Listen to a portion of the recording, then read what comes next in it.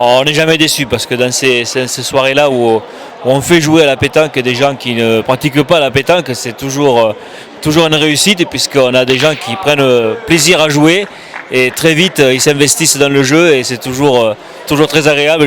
Ce soir ils vont garder de très bons souvenirs parce que la pétanque c'est très accessible et tout le monde peut participer, c'est ça qui fait la force. Ouais. Alors le nombre licenciés c'est vrai repart un petit peu à la hausse après avoir baissé pendant quelques années et c'est vrai que depuis quelques temps on recommence à regagner des licenciés. Donc la pétanque intergénérationnelle du plus petit jusqu'au plus ancien, que ce soit donc à la ville, à la campagne et dans les entreprises. Donc la pétanque peut s'immiscer partout et c'est très facile à mettre en place comme on le voit ici dans ce très beau boulodrome Gennevilliers. Ouais. Nous devons être dans tous les domaines, hein. Nous touchons dans toute la population, aussi bien dans l'entreprise, aussi bien dans les loisirs, aussi bien dans les écoles comme on le fait avec les jeunes. Donc certains étaient un petit peu sceptiques de voir la pétanque se développer dans les écoles et au contraire ça marche très très bien parce que tous les différents professeurs ont vu le but pédagogique de la pétanque aussi qui n'est pas uniquement qu'un jeu et ça marche très fort. On a des championnats maintenant de France et UNSS qui depuis 3 ans qui se sont mis en place avec de plus en plus de collèges et de lycées qui participent.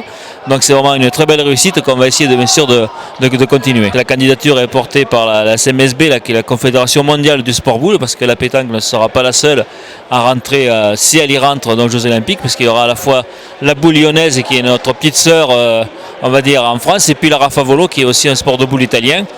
Donc là, on a des arguments qui plaident en notre faveur, parce qu'on sait que le comité olympique veut avoir des sports additionnels, mais qui ne soient pas trop chers et qui puissent facilement s'adapter aux Jeux Olympiques. Et nous, c'est notre cas, il suffit d'avoir juste un bout de terrain, quelques tribunes, et puis on peut se lancer. Donc maintenant, on espère de tout cœur pouvoir avoir une bonne nouvelle qu'on connaîtra donc en décembre 2020. Ouais. C'est un atout aussi supplémentaire qui a été mis en place par la Confédération mondiale du sport boule, c'est de présenter donc Jeux Olympiques donc une épreuve mixte et justement c'est très recherché par le comité olympique qui veut donc promouvoir donc la mixité et c'est vrai que nous avons cette chance, c'est un rare sport en France de pouvoir avoir la mixité, donc des épreuves mixtes qui existent déjà depuis très longtemps et bien sûr ça va nous porter peut-être un peu plus un argument supplémentaire pour les JO.